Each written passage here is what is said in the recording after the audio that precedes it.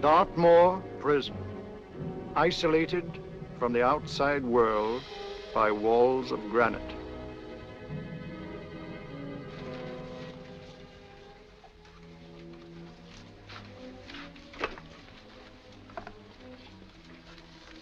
They say you could get out of here by merely telling what you know. You may or may not be another Scotland Yard bloke, but I'll give you the same answer I gave the others. I still have 2 years, 8 months, and 6 days left in which to make musical boxes. That'll be sold at auction for the benefit of this delightful sanctuary.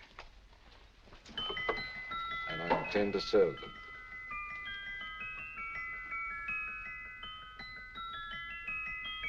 Move along. And now we come to the next object on our list, or I should say objects, because there are 3 of them. Now, ladies and gentlemen, these can be bought together or separately. Now, these beautiful little musical boxes only arrived this morning, and I didn't intend to put them on the auction block until later, but I'm going to sell them now. So, good friends, as our old pal Mark Antony used to say, lend me your ears. And what do you hear? Right. The beautiful tinkle tinkle of a musical box. What a lovely trinket. What a beautiful gift. Created and made by loving hands. A thing of beauty and utility. I was going to start with £5. It's a bargain, £5. Do I see any hands? If there's a connoisseur in the house, will go £3 for it. £2. £1. 10 shillings. Thank you, sir. Ladies and gentlemen, 10 shillings is offered for a musical box you couldn't buy anywhere in London for less than £5. It'd be stealing to let it go for 10 shillings, like taking milk from a baby. All right, we sell it for 10 shillings. 10 shillings, 10 shillings is offered, 10 shillings is offered, 10 shillings is offered. Then everybody give him £1. Everybody give him £1. I won't someone give me a pound. A pound, £1 is offered, £1 is offered, ladies and gentlemen, £1 is offered. It's against you, sir. Will you go to £2? We got a £2, sir. £2. £2 is offered. £2 is offered. Going once, twice, third and the last call. Sold to the gentleman for £2. Sorry, my dear. Now, ladies and gentlemen, comes the opportunity to purchase an exact duplicate of the beautiful little musical box just bought by this gentleman for the ridiculous low price of £2. Now, it's exactly the same. Exactly the same. Made with the same hands. You hear that? Isn't that lovely? That tinkle, tinkle, tinkle, tinkle. Sounds like Bow Bells to me, you know, with little angels pulling on the ropes, eh? Who'll give me £2 for it? Who's starting with £2? Will anybody start with £2? Oh, come, ladies and gentlemen. You know, from your enthusiasm, we might all be in Scotland instead of London. Please buy it for me, Daddy. £2, certainly not. We all might be in Scotland. Besides, I don't like his manner. £1, 10 shillings. £1. £1 is ours. £1 is offered. £1 is offered. Going £1. Any advance? Going once, going twice. The third and the last call. Sold to the lady for £1. Smart bidding, my dear. Thank you. We come to the third and last of these beautiful little musical boxes. Exactly the same. Tinkle, tinkle. Isn't that lovely? Ladies and gentlemen, I don't bring you here to gull you and swindle you. This is the exact replica of those 2 I just sold before.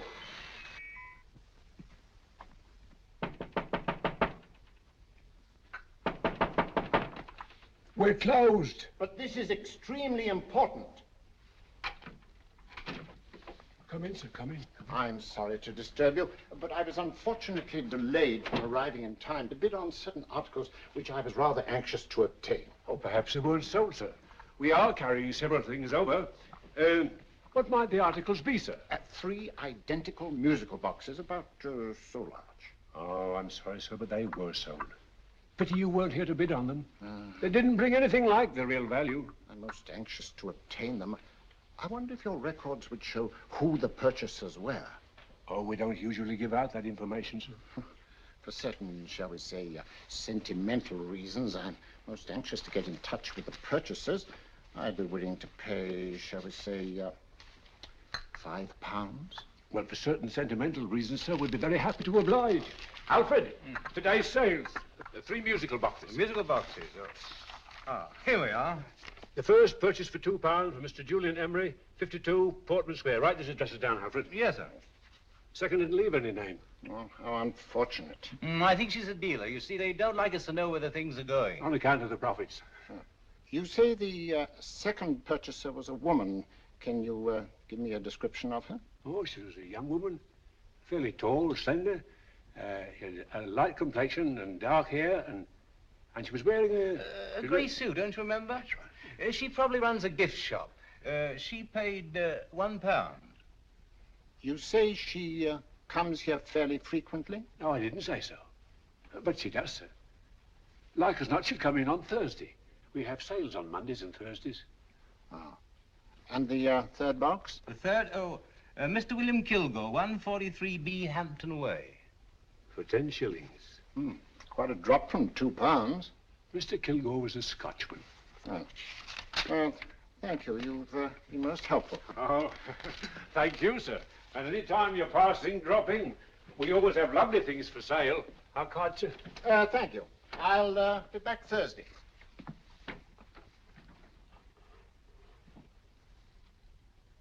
The message reached us too late. Musical boxes are being sold. Well, let's get out of here.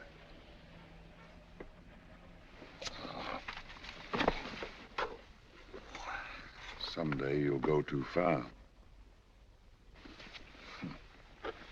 Reaching for a star, you fool. Yet a fool may touch a star, Colonel Cavanaugh, if he but reach high enough. But not possess it as you would. The musical boxes, they're being sold. What a pity for you, my dear Colonel. Is it my fault that the message reached us only an hour ago? Is it my fault that they were sold? You can't hold me responsible for that. Hope for your sake you're right.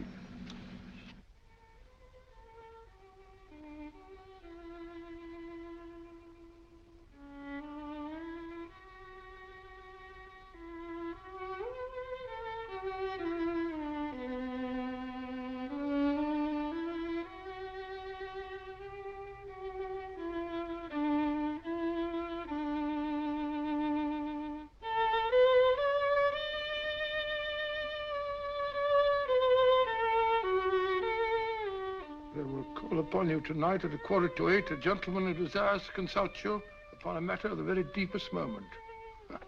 Remember that letter, Holmes? It was written over 2 years ago. An interesting case, devilishly interesting. Irene Adler. What a striking-looking woman from the brief glance I had of her. Seems only yesterday. What charm. What poise, and what a mind. Sharp enough and brilliant enough to outwit the great Sherlock Holmes himself. I take it the new issue of the Strand magazine is out, containing another of your slightly lurid tales. It is indeed. And what do you call this one? I call it A Scandal in Bohemia. Not a bad title, eh? If you must record my exploits, I do wish you'd put less emphasis on the melodramatic and more on the intellectual issues involved. More on the what do you mean by that? Well, I do hope you've given the woman a soul. She had one, you know. By the woman, I suppose you mean Irene Adler. Yes. I shall always remember her as the woman.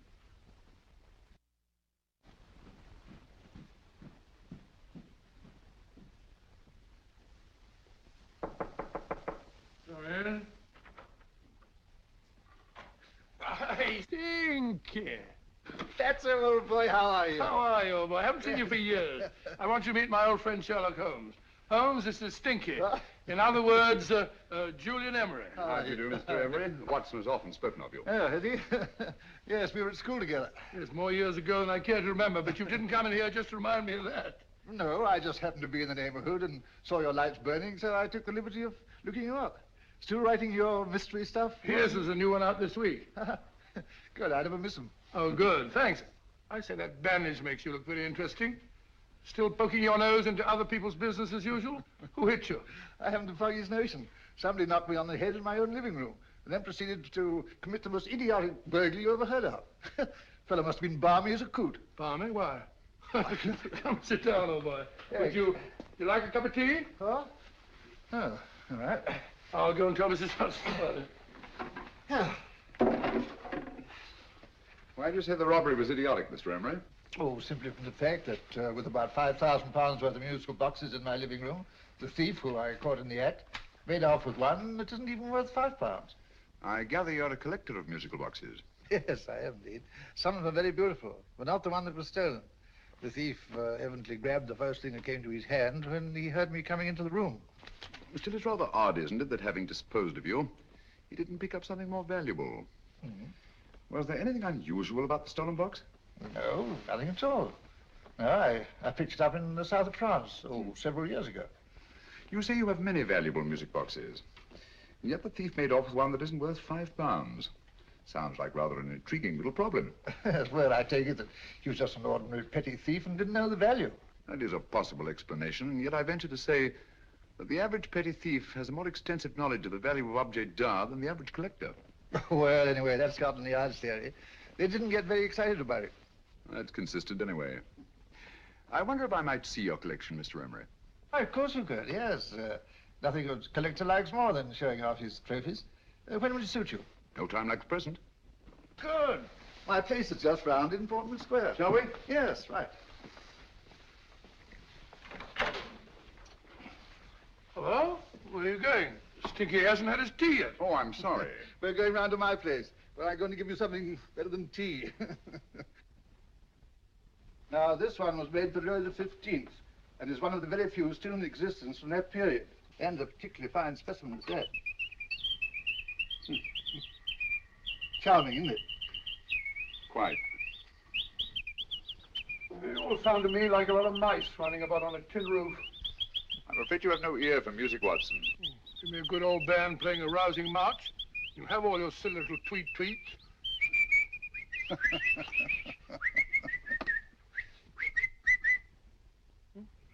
Another room.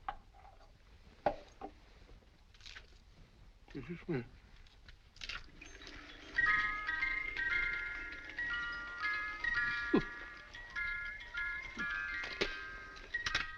Stupid thing.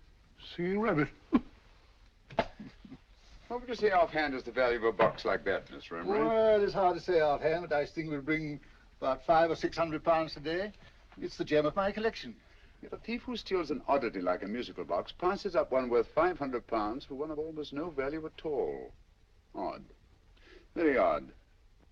What was the stolen box like, Mr. Emery? Oh, just a plain wooden box about so big. Mm-hmm. As a matter of fact, I have one over here almost exactly like it. I picked this up yesterday at an auction room in Knightsbridge. Paid only £2 for it. Of course, I wouldn't in the ordinary way add one like this to my collection, but the tune intrigued me. I'd never heard it before.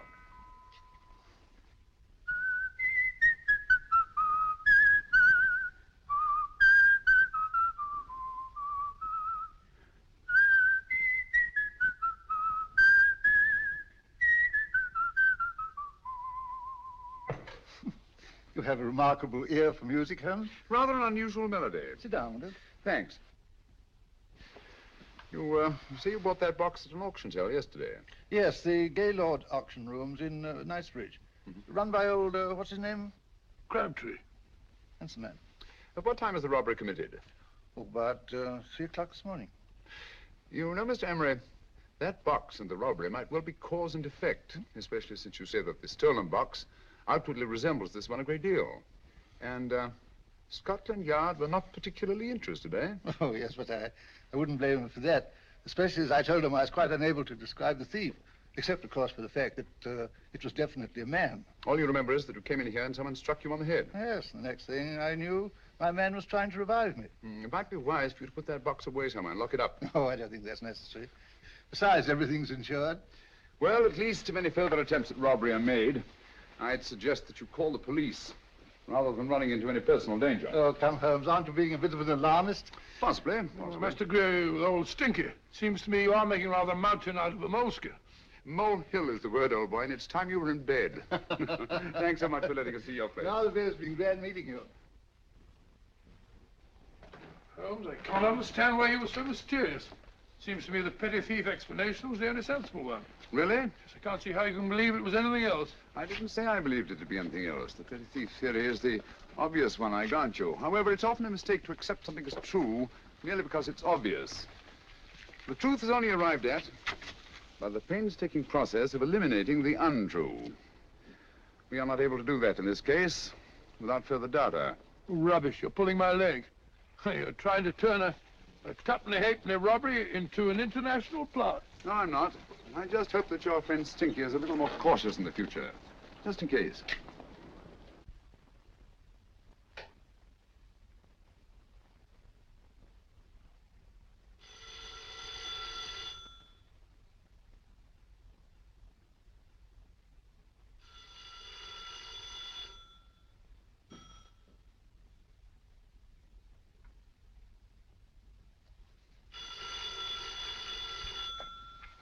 Yeah?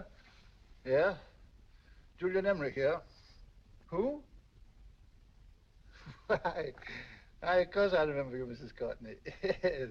Yes, you're the one bright spot at that appallingly dull affair of Lady Sanford's. Huh? Of course it isn't too late to come around.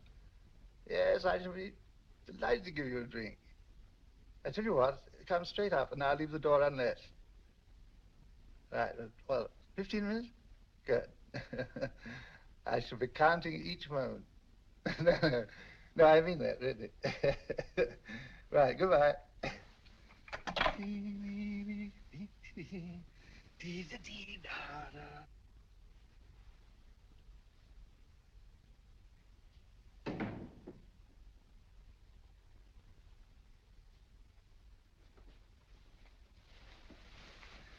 Boo! Oh, you startled me. Did I? Yes. Must be the pixie in me. I know I shouldn't have called you so late, but I was at a party just around the corner, and I remembered your invitation to see your collection of musical boxes. My dear Mrs. Courtney, pleasure is all the greater for being so unexpected. My friends call me Hilda. Thanks. Mine called me Stinky. Stinky, how quaint. Oh, what a perfectly wonderful collection of musical boxes. You know, when you told me you had a collection, I had no idea it was so attractive. Yes. They appeal to the ear as well as to the eye.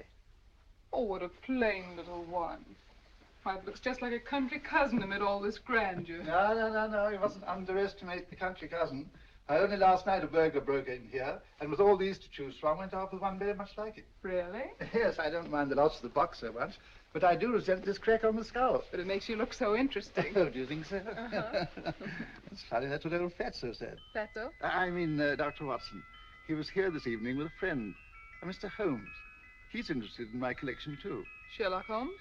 Yes. Do you know him? I've heard of him. Yes, he seems to think I'm in some sort of danger. What a haunting tune. It takes me right back to my childhood. Really? Do you know, it's odd that you should be interested in that particular musical box. Odd? Why? Because Mr. Holmes is also interested in it. He may have been more interested in the tune than in the box. My dear, yes, that's right. I remember now. He whistled it note for note, having heard it only once. Really? He must be a remarkable man. Bit of an alarmist, if you ask me. Don't you believe in warnings? Of course not. Who'd want a box like that?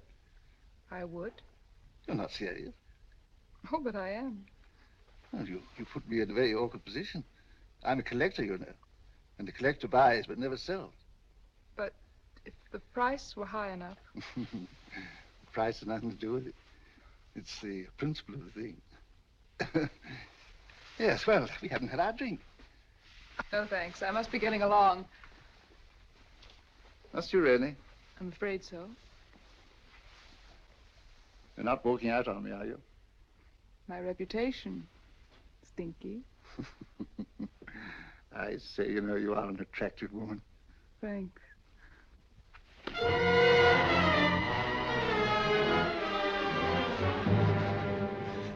You fool. I told you to wait outside. What did you have to kill him for? All I had to do was walk out with this. He held you in his arms. Don't touch him. Don't touch anything. Now get out. I'm sorry. You're sorry. What about me? This is murder. What about Scotland Yard? What about Sherlock Holmes? Now get out!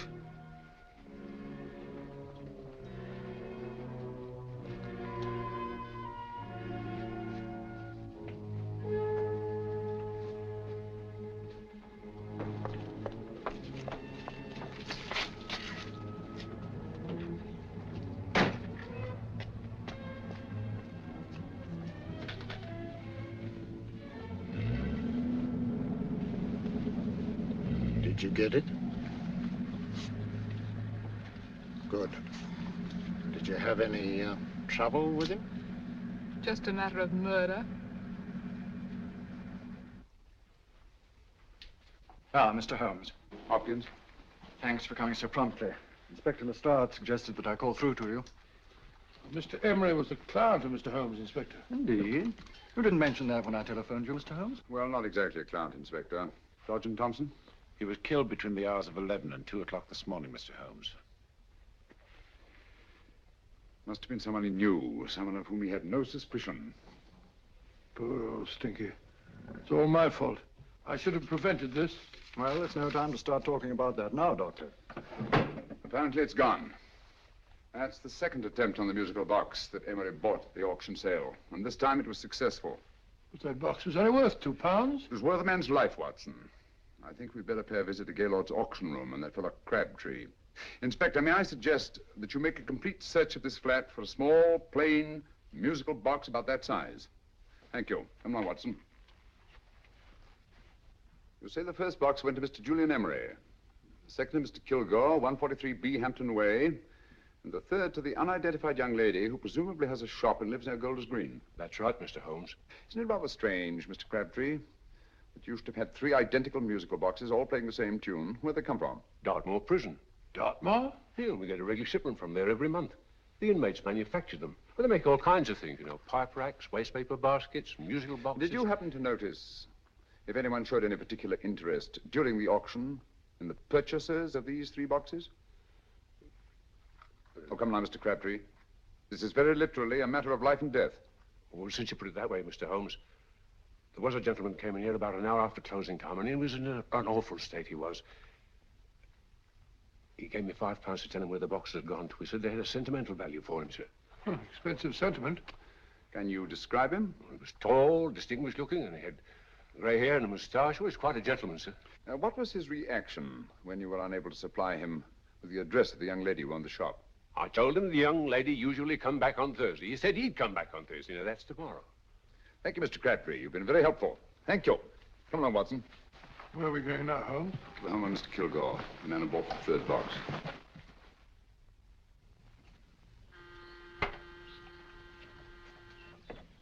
But hang it all, Holmes, how do you know those other 2 musical boxes are of any importance? I don't, but I certainly have no intention of waiting until the owners are murdered to find out. No one at home. I hope that's the explanation. I'll have a look through this window.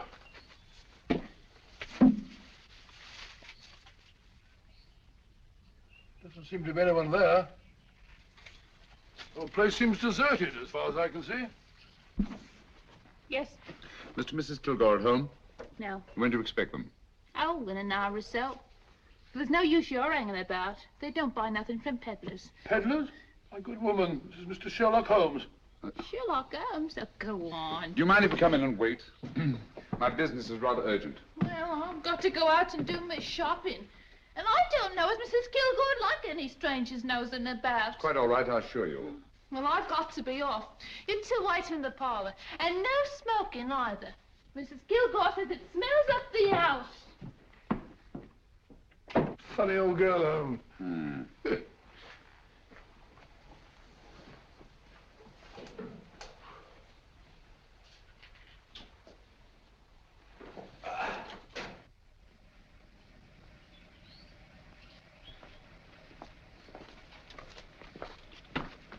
Park Lane. Park Lane? And what would the likes of you be doing in Park Lane? Now, don't worry about the fare, Ducky. If you knows how to get to Park Lane, up it.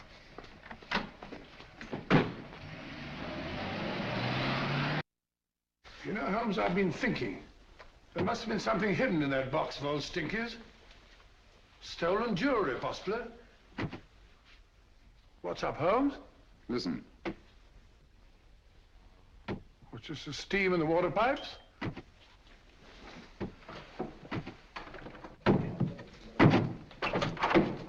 Watson! Great Scott! Come on, Holmes. Get on the chair here. It's all right, my dear. There. Now, don't worry. It's all over. There you are, dear. Don't cry anymore. She tied me up and shut me in the cupboard. I know. She won't come back. Did you show her your new musical box?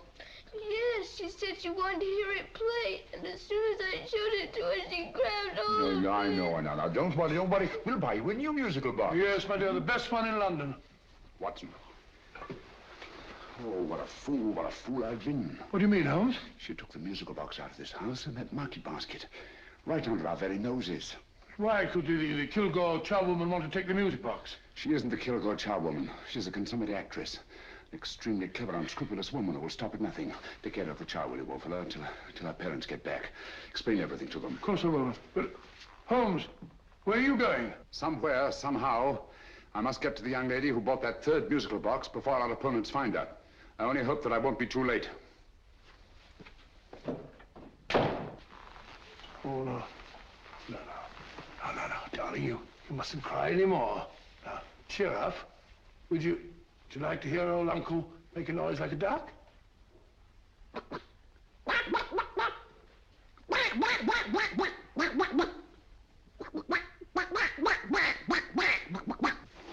Oh, sorry.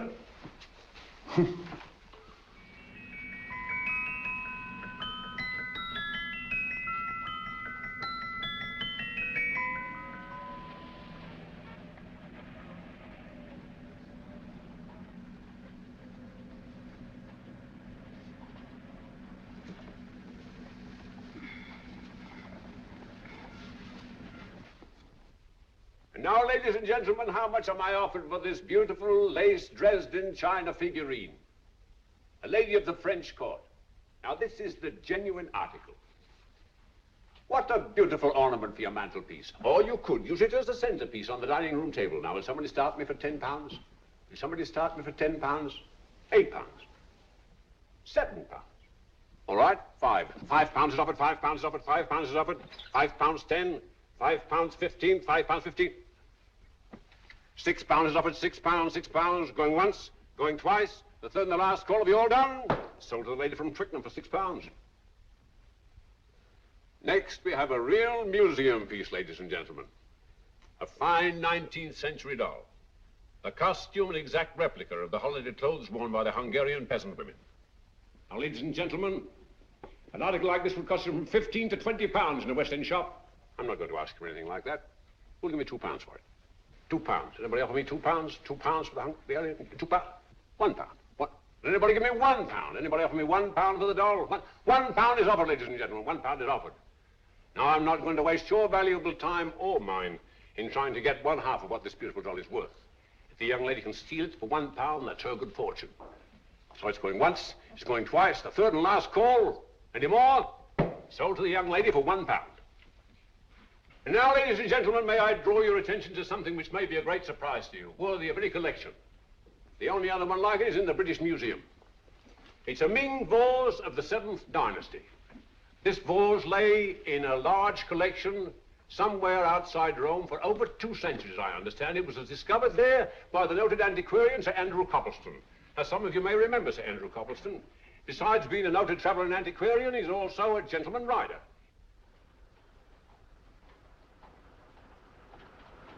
The girl with the parcel in her hands, that's her. Are you sure that's the girl? Well, she fits perfectly the auctioneer's description. Follow her, Hamid.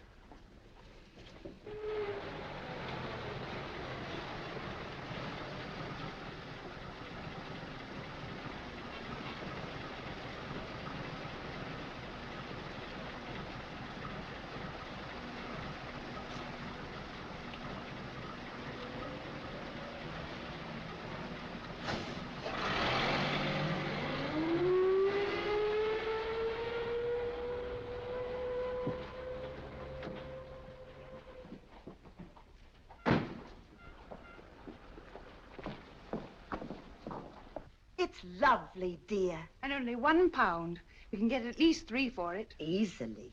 I'll go make some tea. I could do with a cup. Right.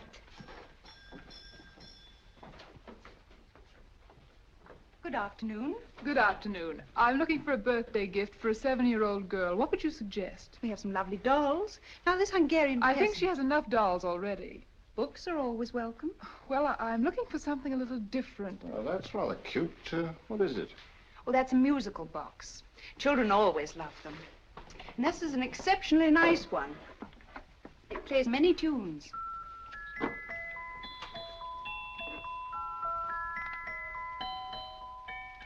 Have you any others? Yes. If you'll just step this way. I have only 2 left.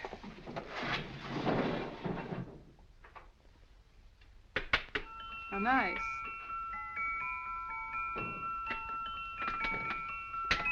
Are you sure this is all you have? I'm sorry.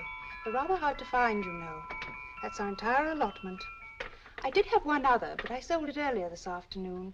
But it was only a plain wooden one. It wouldn't have been a very nice gift for a child. Really?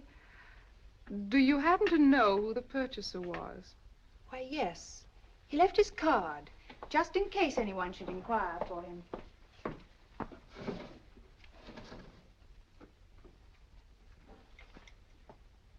How interesting. I'm sorry, but I'm afraid I'll have to look a bit further. Thank you anyway. Good afternoon. Thank you.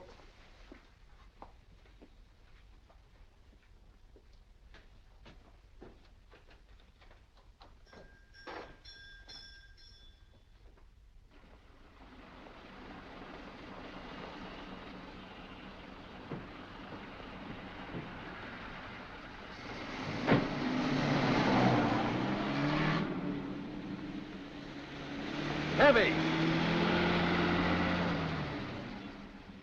Follow that cab. Here, now, what? Scotland Yard. Hop in.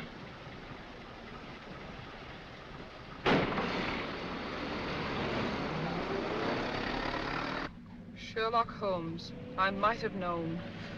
We thought we were the hunters, instead of which we're the hunted. We've been fools. We played right into his hands. Of course. He's had us followed. Don't look. The man in front of the toy shop. Hamid.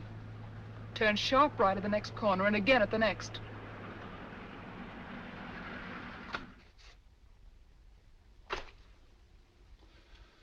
No photograph of her, Commissioner, as I expected. She's not a known criminal. But how do you expect to know if you do find her? After all, she was disguised as a charwoman. Don't worry, old fellow. If I ever see her again, I'll recognize her. Well, it won't be long till we know who they are and from where they operate. Who's covering them? Sergeant Thompson's following them, sir. They won't get away from him. He's a good man. We could have arrested them at Clifford's toy shop if we had any proof. But we know that they killed Emery. Proof, my dear fellow. We must have proof. We've x-rayed it, sir. There's nothing whatever concealed in the box. We'll have a look at the plates.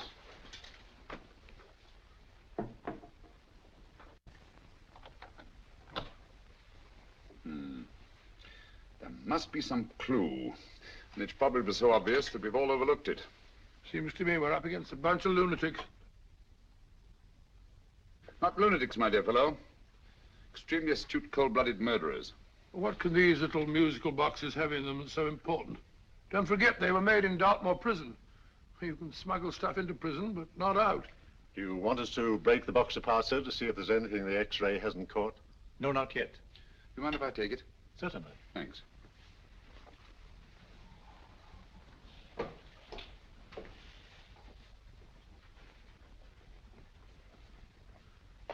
The governor of Dartmoor Prison informed us, sir, in answer to Mr. Holmes' question, that all 3 musical boxes were made by the same convict, John Davidson, serving a 7-year term, sir. Davidson? The Bank of England plates. That'll be all. Yes, sir. Now we're getting somewhere. Wait a minute. How did you know about the plates, Mr. Holmes? I'm a student of crime, Inspector.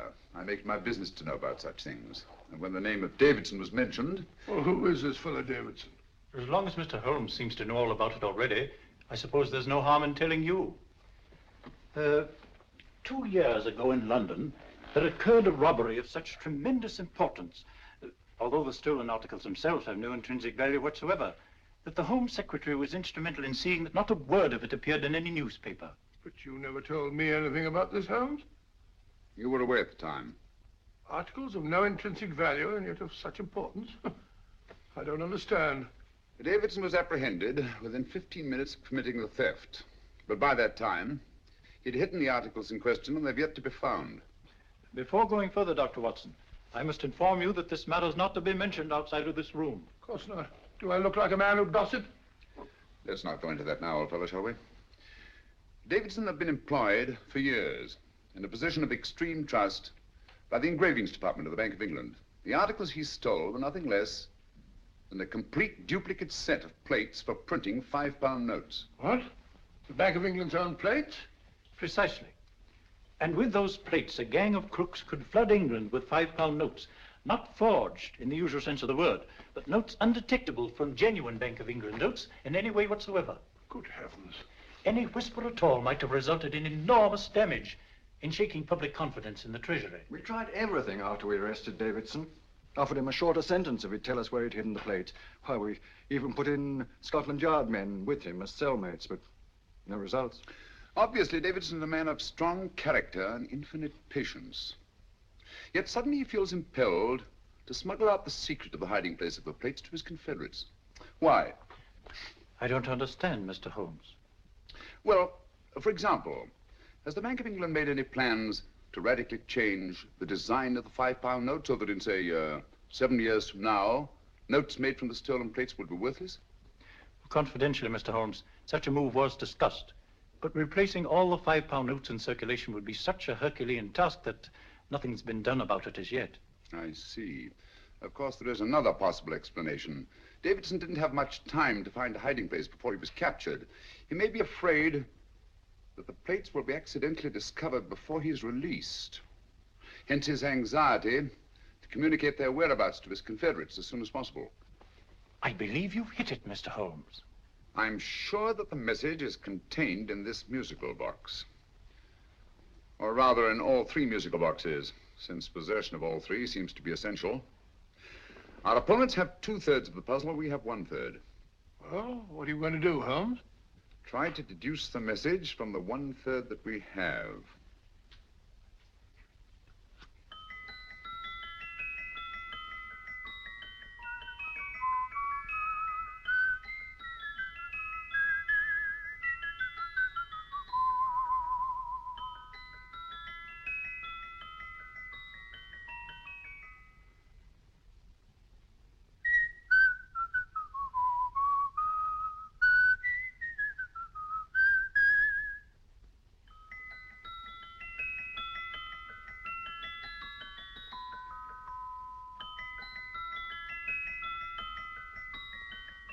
It's the same tune as the one played by Emery's musical box.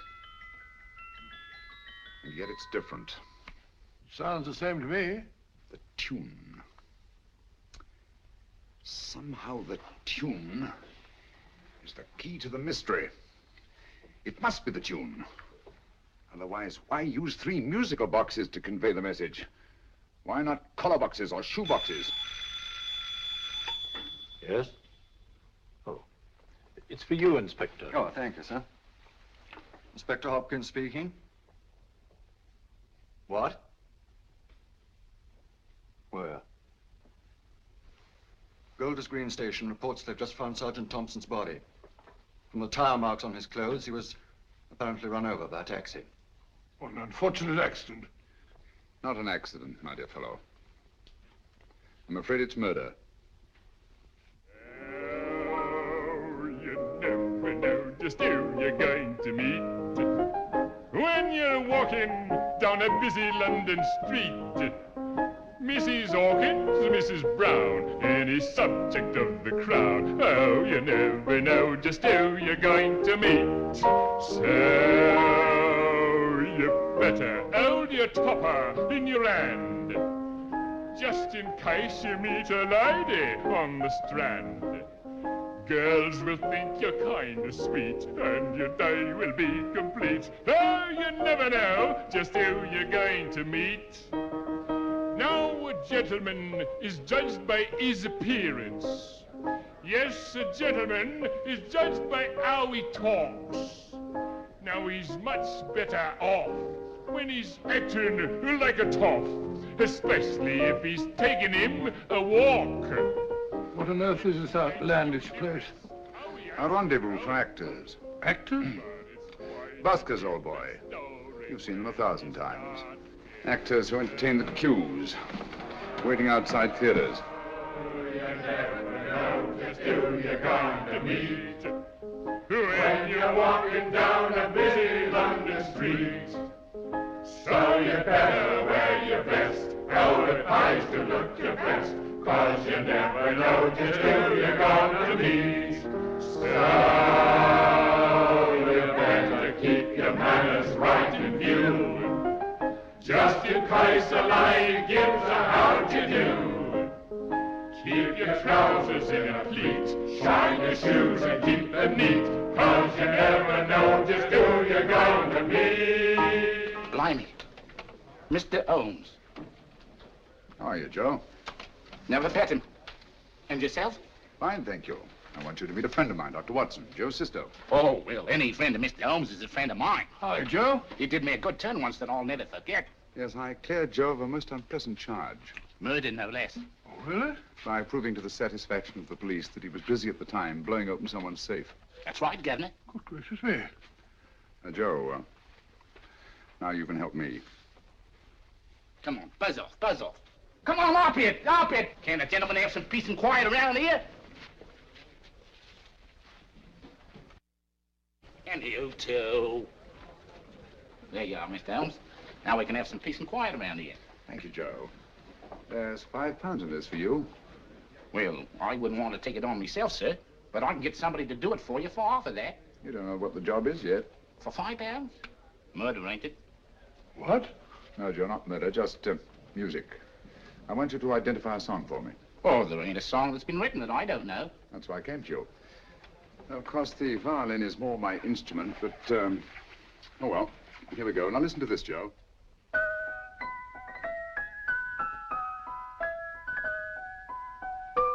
Wait a minute. You're playing that wrong. That should be E natural, not E flat. You know the song? Oh, yes. It's an old Australian song called, The Swag Man. But you're playing it all wrong. That's what I hoped you'd say. Now listen again, Joe.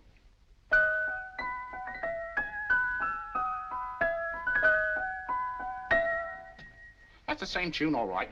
But you're making different mistakes than you did the first time. No, not mistakes, Joe. Call them variations. Here, play the song for me, will you, the way it's written.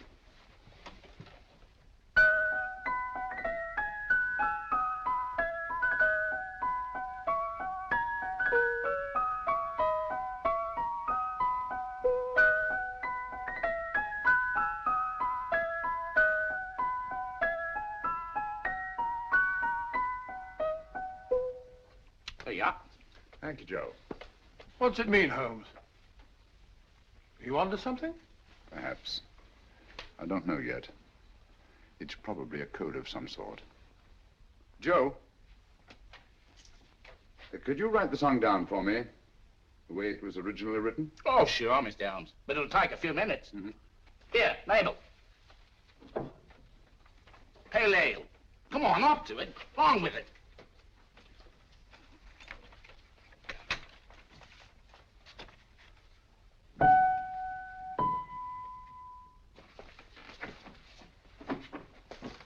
Well, obviously it isn't the lyrics. No combination of those words made any sense at all. The variations in the way Emery's musical box played the tune are different from the variations in the one we have. You sure? Quite. You see, I took the trouble to memorize the tune as played by Emery's box that night we were with him in his flat. Holmes, you amaze me. Elementary, my dear fellow. One of the first principles in solving crime is never to disregard anything, no matter how trivial. But why are there 3 boxes? Why not 1? Because the message was obviously too long to be conveyed by any one variation. Then there's the 3rd box, the one that woman took from the Kilgores.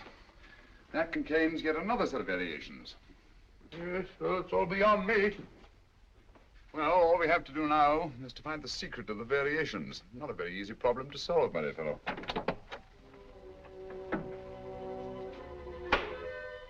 Hello. What's up? We've had company.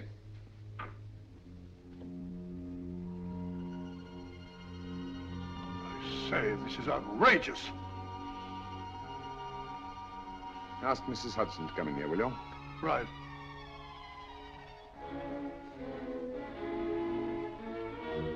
Mrs. Hudson? Yes? Oh, there you are. Will you come up here at once, please? Oh, coming, sir.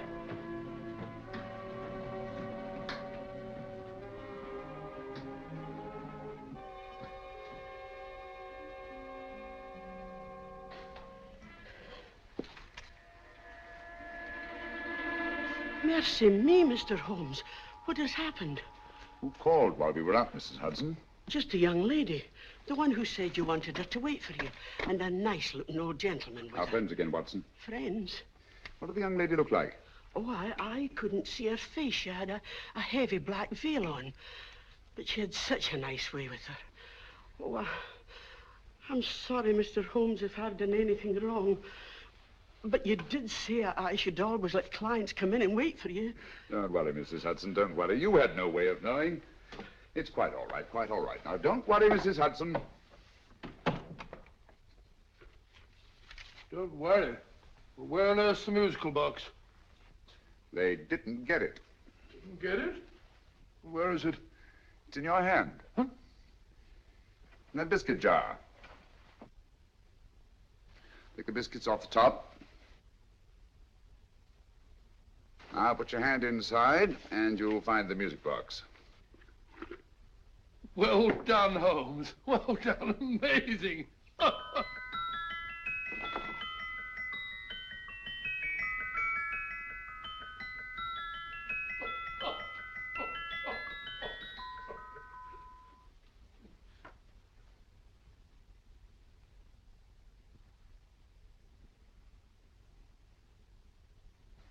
Whew. Nice fresh smell. Like a pub after closing time.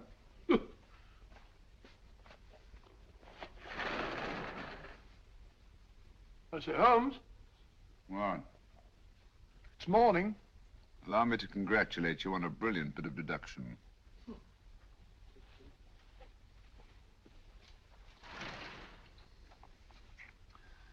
It's not a transposition, not a polygraph transposition, not a trigraph, nor any known form of decoding.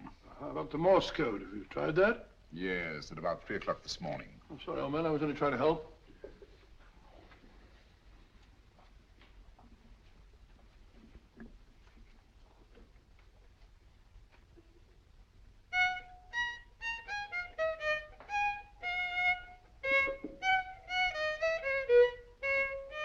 Oh, do me a favor. Not again. Must have heard that thing 1,000 times. Kept me awake all night.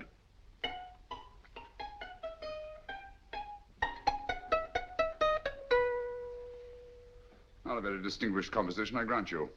You know perfectly well I don't know one tune from the other. When I was a kid, my people tried to have me taught the piano. I've always felt sorry for that old teacher of mine. The poor old girl finally reached the point of numbering the keys for me. 1, 2, 3, 4. Even then, I never progressed beyond... Numbering the keys, Watson.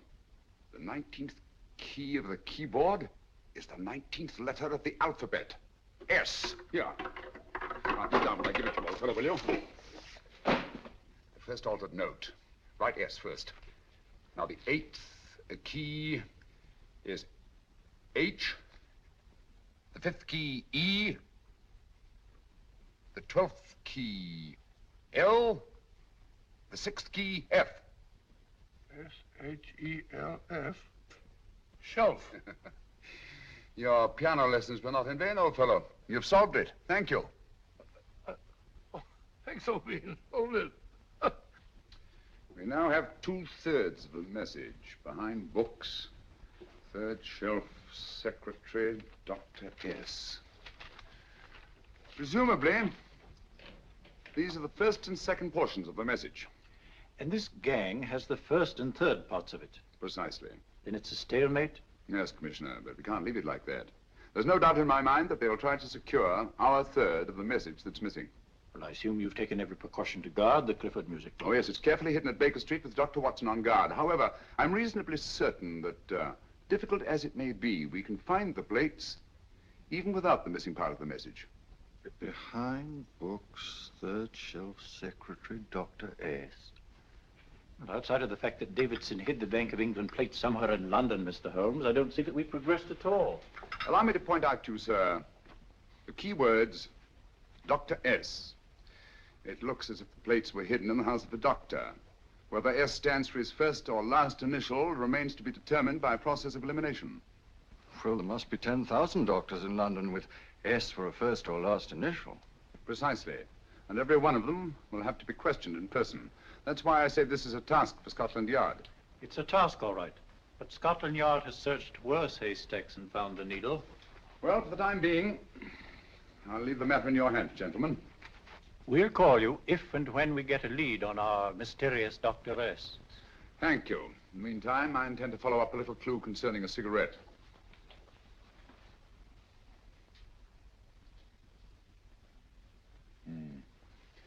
You're certain of the identification of the tobacco? Absolutely. I have made up this special blend for only 3 customers. It is almost pure Egyptian, with admixture of latakia for added body, and a pinch of perique. Merely a whisper, as one might say, for elusive fragrance. Yes. And the 3 customers? Major Wilson in Bombay, India. Mrs. Catherine Leamington Smith in Ireland. Yes, and the 3rd? Mrs. Hilda Courtney of Park Mansions, Bryanston Square. Thank you. Thank you very much. You've been most helpful. It is a pleasure to have been of service, Mr. Holmes.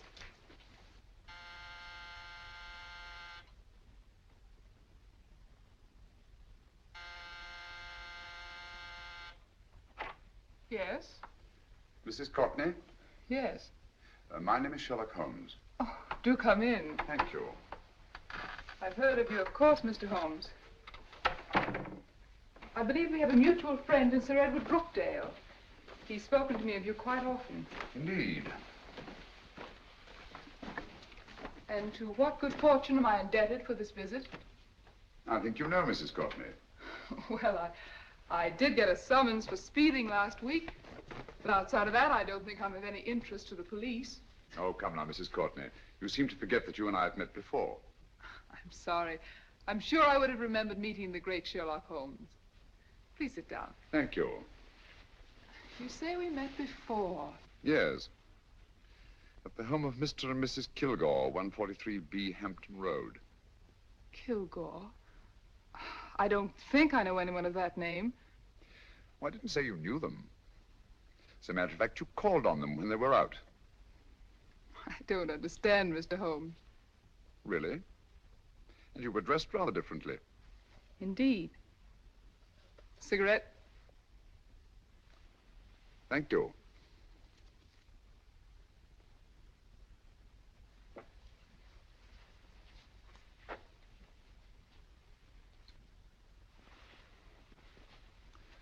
Thank you. You know, Mrs. Courtney, people generally forget, in assuming a disguise, that the shape of the ear is an almost infallible means of recognition and identification to the trained eye. Evidently, you've mistaken me for someone else. Oh, no, not at all. Though naturally, I expected your denial. But when you paid your visit to my rooms at Baker Street, you carelessly left behind another identification. They're, identical, aren't they?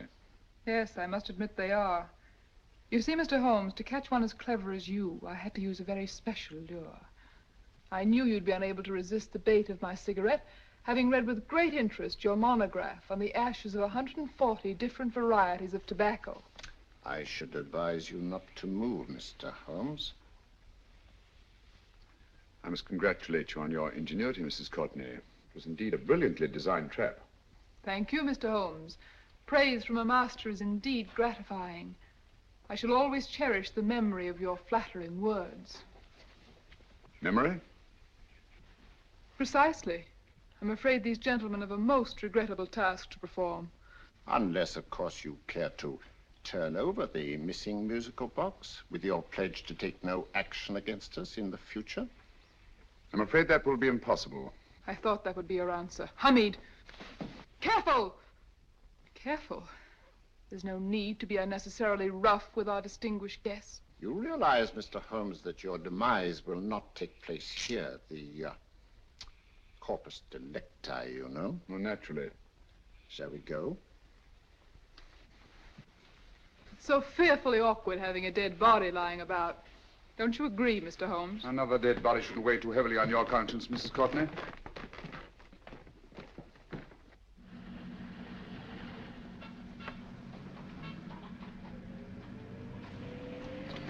You mind if I have a cigarette? Don't see why not.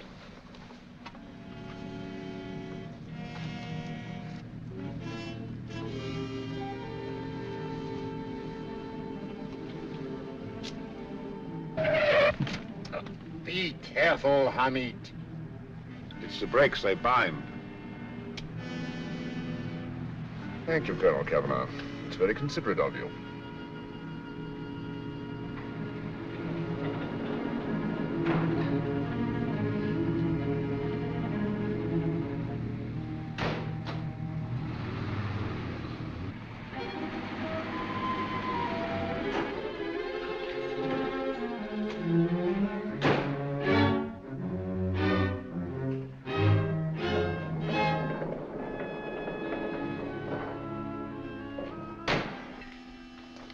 You'll be happy to know, Mr. Holmes, that your death will be a painless one.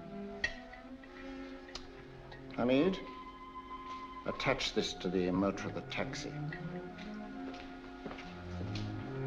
That little attachment, my dear Mr. Holmes, contains the deadly fluid known as monosulfide. The Germans use it with gratifying results in removing their undesirables.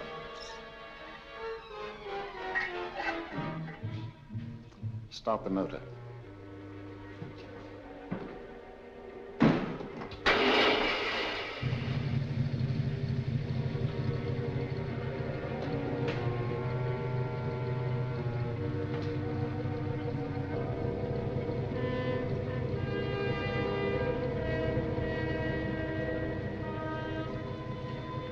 Tape his mouth.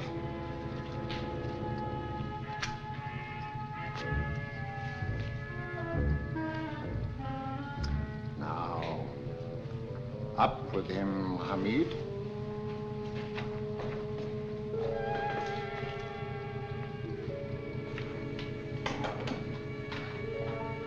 You find yourself like Muhammad's coffin, Mr. Holmes, suspended between heaven and earth.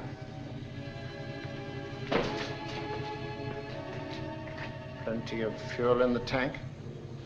Good. It would be too bad to have anything go wrong through so simple an oversight.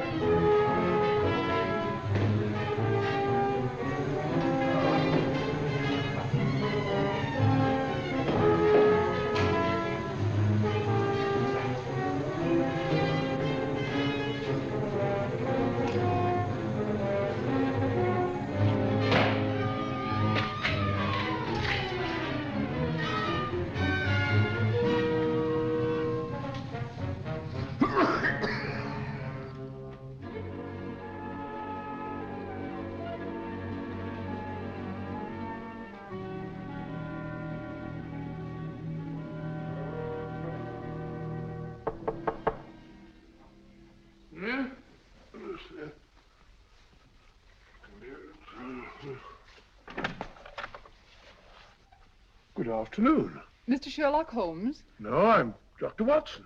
Oh, of course, Dr. Watson. How stupid of me. Oh, so this is stupid of me. Won't you come in? Well, I really came to see Mr. Holmes. Oh, I'm afraid he's out. I don't know when he'll be back. Perhaps there's something I can do. Won't you sit down? Thank you. You know, Sherlock Holmes and I have been engaged on a great many cases. Oh, really? Yes, indeed. As a matter of fact, this very moment, we're involved in one of the most baffling... Oh, well, won't you tell me your trouble? I may be able to help you. That's very kind of you, Dr. Watson. Perhaps if I wouldn't be imposing too much. Imposing? Oh, there's no imposition at all. A pleasure, I assure you. Now, tell me all about it, Miss Williams. Mrs. Williams. I live in Surrey, Dr. Watson, and I've come up to London in sheer desperation. My only sister has disappeared, and the local police seem utterly unable to find her. Well, Holmes and I solved a case exactly like that once. Very interesting as far as I remember. I call it the adventure of the solitary cyclist. Oh, sorry. Now I come to think of it, it wasn't so very similar. Entirely different. I don't think what I was saying. Where were we? She's only 17, Dr. Watson, and until she disappeared last Thursday, she seemed to be in the best of spirits. Possibly a romantic entanglement? Oh, no, nothing of the sort. She left no note, didn't even pack a bag, no explanation. She just started to walk to the village from our house in broad daylight and simply vanished from the face of the earth. Oh, there. Might I have a glass of water? Glass of water. I have one in 1 minute.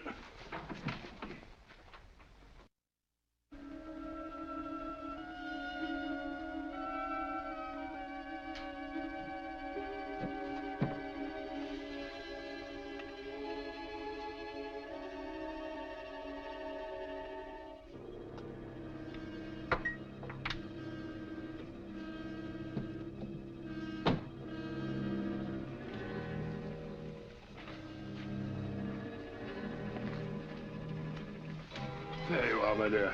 Thank you, Dr. Watson. No, you're not to cry anymore. You must pull yourself together. Oh, I feel much better already knowing that you're going to help me. Oh, Dr. Watson, look! Good heavens! Get through the fire brigade, quickly!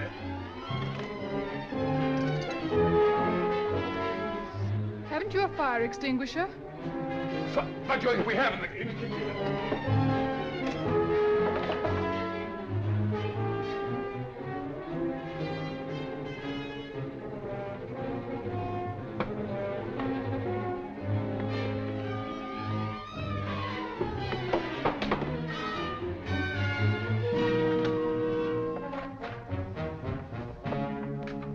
Don't you worry, Miss Williams. We'll have this thing out in no time.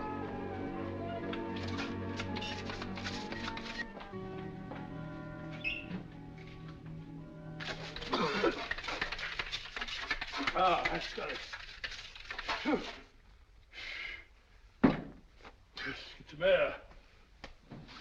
Well, you see, there was no need for the fire brigade after all. I hope you weren't too frightened, Miss Williams. Gone. That's the trouble with women. They always lose their heads in an emergency. Well...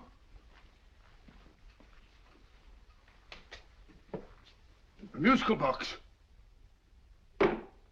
Great Scott! Miss Williams!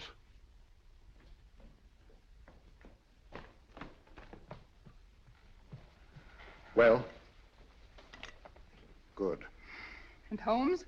By now, Mr. Holmes has no doubt exchanged his violin for a harp. Always assuming that heaven is his destination. And now that we have the missing musical box.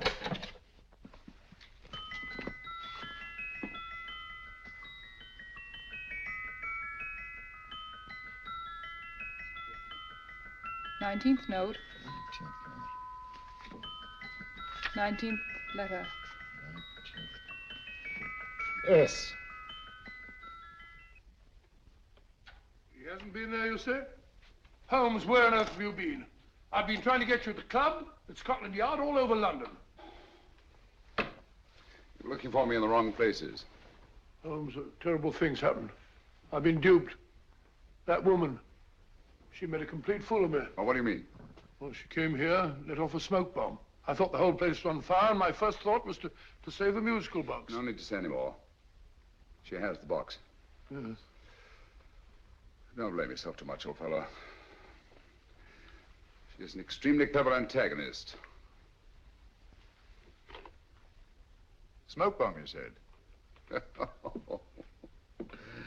Well, you can console yourself with the thought that your charming friend is at least a reader of yours. What do you mean?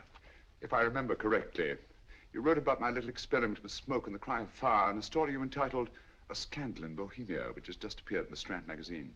All right, old boy. Don't rub it in. Well, it may cheer you up to know that you made a fool of me, too. That cigarette stub was planted here for one express purpose. We're going to bandaging around this place. Bandaging? What's the matter, Holmes? You hurt? Explanations will have to wait until later. At the moment, we're faced with a problem which I fear is insurmountable. Come over here, old boy, will you? Right. Our opponents are in possession of all three parts of the code. And here are we, while the Bank of England plates pass into their possession. Cheer up, old fellow, cheer up. As Dr. Samuel Johnson once said, there's no problem the mind of man can set that the mind of man cannot solve. What's that, old fellow? I was just quoting Dr. Samuel Johnson. He said there is Thank you, Watson. Thank you. Leaving the front reception room, we come into the main hall, where Dr. Johnson was in the habit of passing through to have his meager meals in the dining room opposite, in company with his friend and biographer, James Boswell. We will now pass up the stairway, which remains in its natural wood finish, just as it was when the good doctor was here. The framed etching on the wall is believed to have been presented to Dr. Johnson by the distinguished painter, Sir Joshua Reynolds. I've been told here that picture was given in by Mrs. Thrale, and it's definitely not a Reynolds. Is that important, my dear? Oh, I'm sorry. This way, ladies and gentlemen, please, this way. Move along, children, move along. The secretary's not on this floor. Patience, Hamid. I have a feeling My that... dear Colonel, with Sherlock Holmes out of the way, what could go wrong?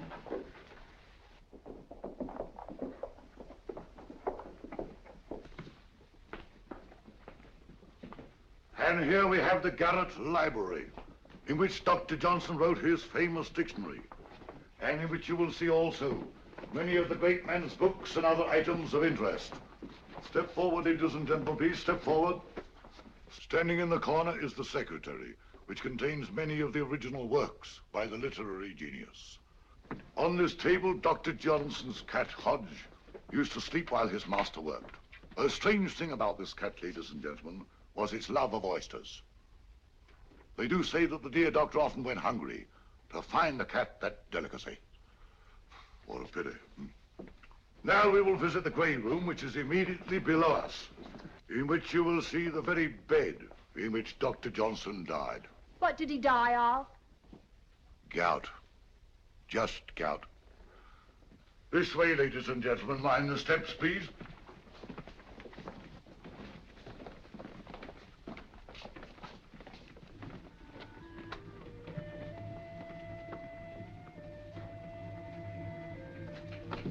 Your keys.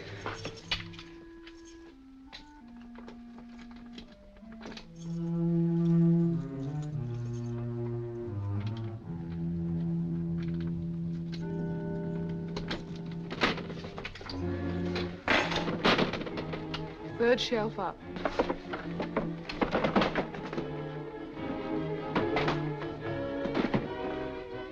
The knife.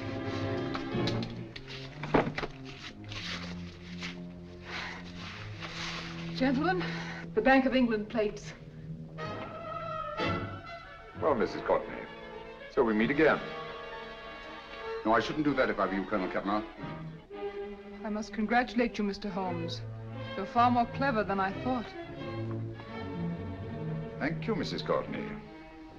Praise from you is indeed gratifying.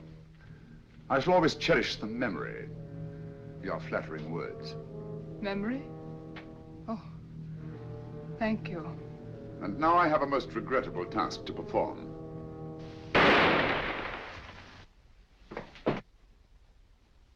Holmes! Coming, Holmes! Holmes, you all right? Perfectly, thank you, old fellow, but I think this gentleman on the floor requires some medical attention. We must see that he looks his best, you know, when he's hanged. Take them in charge.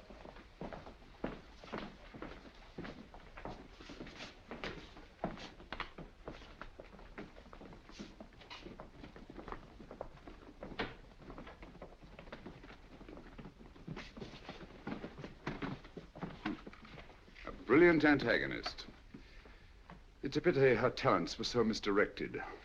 Will you see that these plates are returned to the Bank of England, Inspector? I still don't understand how you solved it, Mr. Holmes. It's entirely due to Dr. Watson. He gave me the clue when he mentioned Dr. Samuel Johnson. Well, congratulations, Doctor. Oh, thank you, Inspector. I don't think I'd have done it entirely without Mr. Holmes's help, you know.